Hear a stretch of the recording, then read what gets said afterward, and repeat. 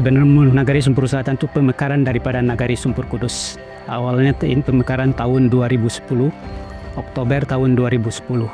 Berbatasan sebelah timurnya berbatasan dengan Provinsi Riau, sebelah utara dengan Tanah Datar, selatannya dengan Kabupaten Sejunjung, nagarinya itu Durian Gadang, Menganti. Di sini ada 5 nagari aliran batang sumpur yang namanya 5 nagari. Di Kecamatan Sumpur Kudusnya ada 11 nagari atau desa. Pertama sekali Sumpur Kudus Selatan, Menganti, Selantai, Unggan. Yang di bawahnya ada 6. Tanjung Labuh, Tamparungo, Sisawah, Tanjung Bone Aur Selatan, Tanjung Bone Aur, dan Kumanis. Jadi Kecamatan Sumpur Kudus ada 11 nagari atau desa.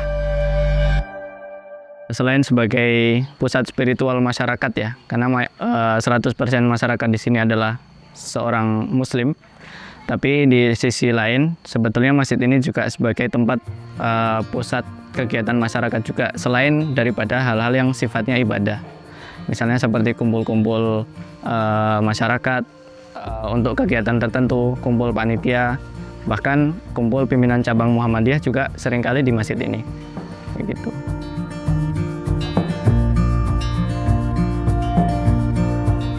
Di luar kegiatan ibadah, masjid ini sangat penting bagi anak-anak maupun remaja-remaja di sekitaran masjid maupun warga-warga sekitarnya. Karena masjid ini berkontribusi ataupun bisa membangkitkan kesadaran anak-anak maupun remaja-remaja di sini dengan kebersamaan maupun mengenai lebih dekat tentang masjidnya sendiri.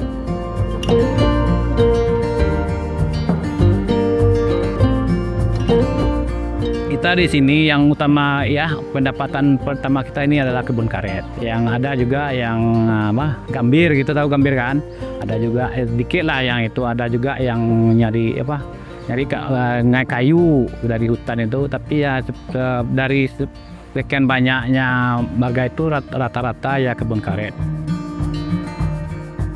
Kalau ada tamu kita bikin jambel, kalau mau lebaran kadang itu gotong royong. Mau puasa gotong royong gitu. Gotong royong segala di sekarang masjid, di jalan-jalan mau ke masjid. Biasanya kalau ada tamu-tamu di masjid, kayak ada penyambutan ustadz, itu semua ibu-ibu mau jambah, makan bersama. Kebanyakan ibu-ibu di sini di sawah, yang kerjaannya menanam, siang ke sawah sudah menanam, kalau ke ladang menyabi gitu.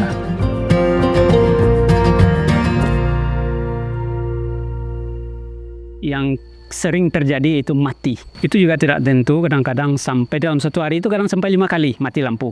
Itu kadang melihat cuaca, kalau penghujan itu kadang-kadang ya sampai lampu mati itu sampai 24 jam. Dahan kayu aja jatuh di kabel itu dia pasti mati.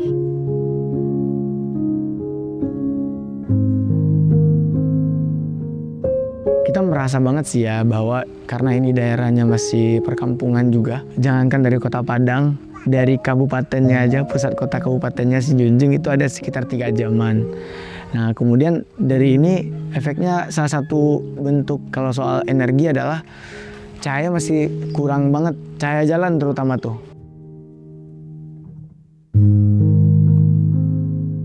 Seperti kegiatan-kegiatan di malam hari terutamanya ya, seperti kegiatan remaja masjid itu biasanya kan di malam hari gitu. Kalau mati lampu kan agak susah, apalagi gensetnya terkadang tidak ada minyaknya gitu, jadi mengganggu aktivitas juga gitu. Nah, pas hujan atau ada bencana lain lah kena kayu, itu kadang matinya nyampe 1 malaman gitu. Bila cuaca hujan, padam listrik sangat mengganggu, apalagi menjahit kan pakai api.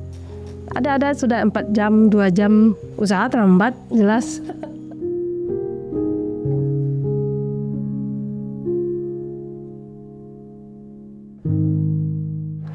Untuk pertama-tama rekan saya Arked dan Rizky Ahmad itu survei terlebih dahulu untuk mengecek lokasi, titik koordinat, terus gimana intensitas matahari di sini sepanjang tahun, terus layout dari masjidnya seperti apa, terus penempatan control room di mana, terus penempatan PLTS seperti ini, itu disurvei terlebih dahulu. Nah setelah kita tentukan baru kita buat desain gambarnya gitu oleh rekan saya Arked, seperti itu. Setelah itu kita kembali lagi, setelah kita udah merapikan desain dan spek, kita kembali lagi kita pasang. Pertama-tama yang pasti kita pasang mounting dari di PLTS-nya. Terus setelah pasang mounting kita pasang rel. Setelah pasang rel kita pasang panelnya. Itu paralel dengan pekerjaan di control room, yaitu pasang MCB box, terus pasang inverter, stabilizer, dan ATS seperti itu.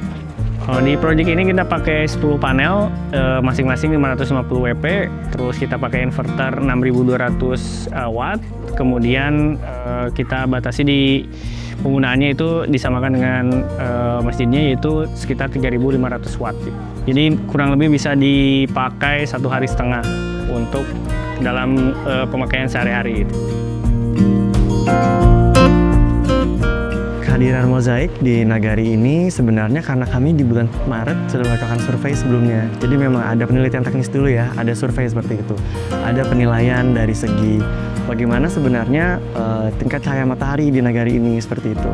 Kemudian bagaimana peran masjid di masyarakat. Kemudian bagaimana juga influence atau power dari tokoh masyarakatnya seperti itu. Karena setelah pemasangan harapannya memang bisa banyak punya manfaat sih buat banyak kegiatan di masjid. Misalnya seperti pengajian, wiridan, kemudian mengaliri juga mungkin penerangan jalan di depan gitu. Karena memang sebenarnya di Nagari ini kami itu baru pertama kali datang ke sini, jadi melihat banyak keterbatasan terutama di bagian kelistrikan seperti itu. Kita waktu itu kan pas rame-rame masyarakat, kalian kalau tahunya itu ada pemasangan PLTS itu kan pada keluar masyarakat gitu, ingin melihat gimana caranya gitu. Berharap mereka juga supaya lampu di masjidnya jangan ini lagi ada kendala gitu. Pas kita ada yang dari kantor walinya, dari nenek mamanya, dari PKK-nya, juga bunda kandungnya ada, semua kan rame. Jadi itu juga rasa terharu juga gitu kitanya kan, dengan adanya bantuan dari PLTS. Insya Allah kita akan membantu sebisa mungkinnya untuk kedepannya. Alhamdulillah tiba-tiba dapat bantuan kayak gini. Saya sebagai warga masyarakat sangat berterima kasih banyak kepada Mozaik yang telah memberikan masjid Buya Sepi Mari.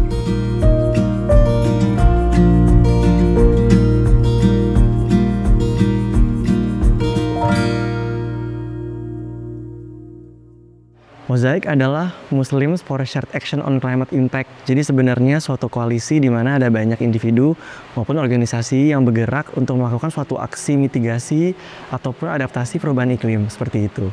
Nah, programnya yang kami kerjakan di sini namanya Sedekah Energi, di mana hal itu adalah bentuk dari solarisasi masjid di Indonesia.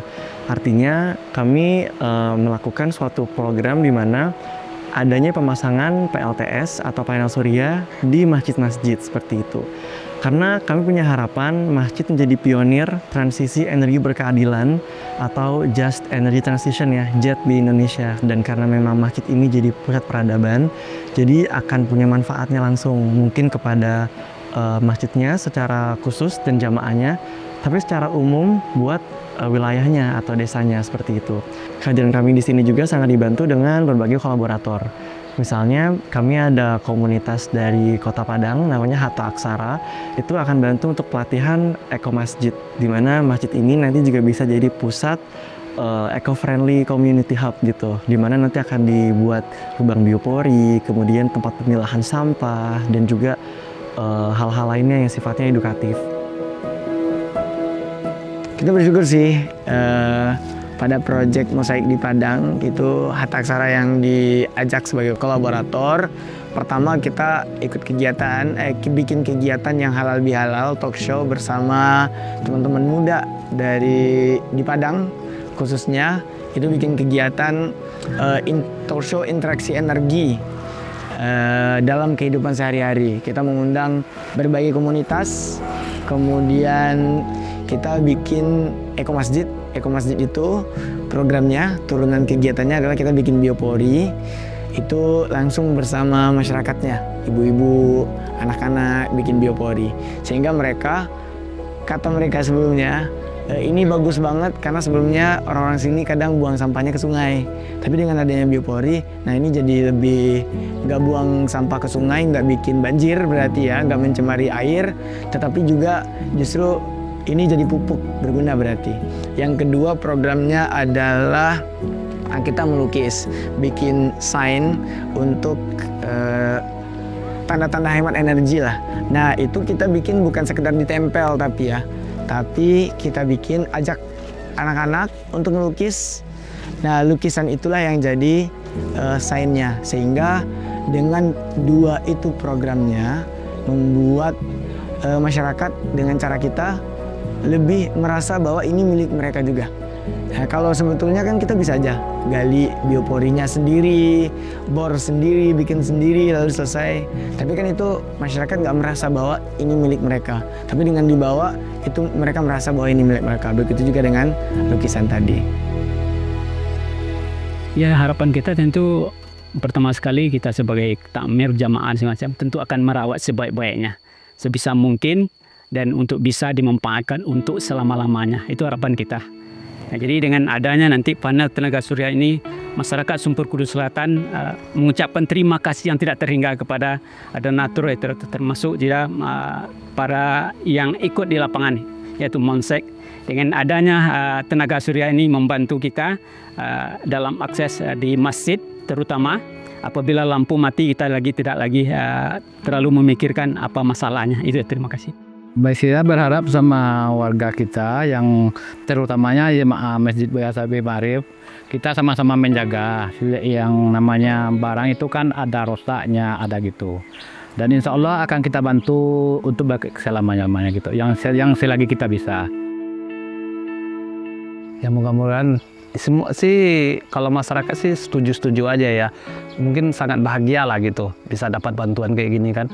Lagipun nanti juga bisa mengurangi kos masjid dalam pembiayaan PLN-nya kan. Mudah-mudahan gitu. Jadi selama ini kan yang jadi masalah kan kita gini. Dana yang masuk ke masjid ini nggak besar sih ya. Jadi cukup buat operasional bulan-bulanan aja gitu. Rencana kita sih mau ngambil lampu sendiri gitu dari masjid ya. Biar masyarakat yang dari arah sana biar terang datang ke sini, biar jangan terjadi apa-apa gitu ya. Maklum lah kadang-kadang di kampung ada babi juga yang suka lewat, anjing apa kan, kayak gitu.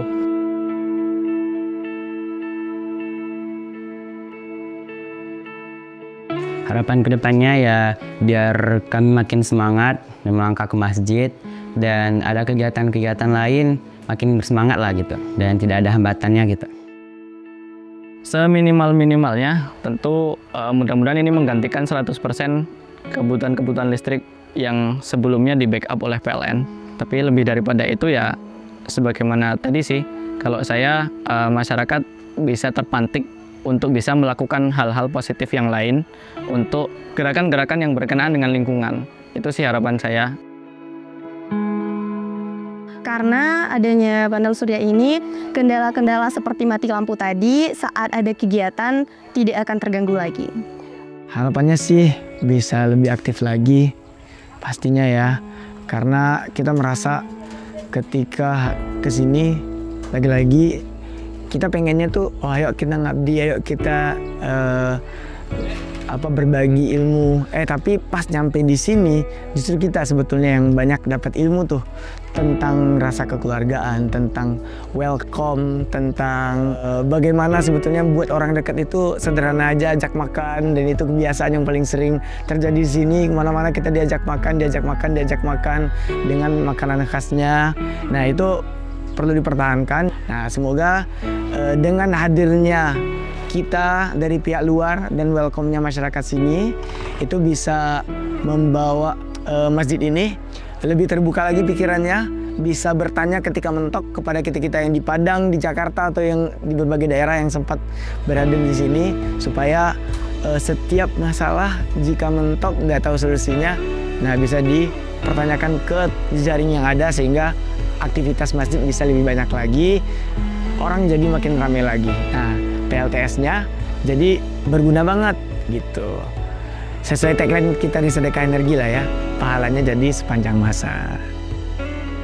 Harapannya mungkin juga dengan adanya Sedekah Energi ini atau PLTS di Masjid Buya Syafi'i Ma'arif bisa mengganti posisi genset dan akhirnya listrik bisa lebih stabil, terutama di daerah sekitar dari Masjid Buya Syafi'i Ma'arif.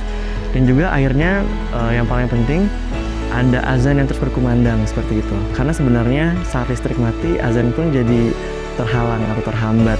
Tidak bisa juga menyiarkan panggilan sholat seperti itu.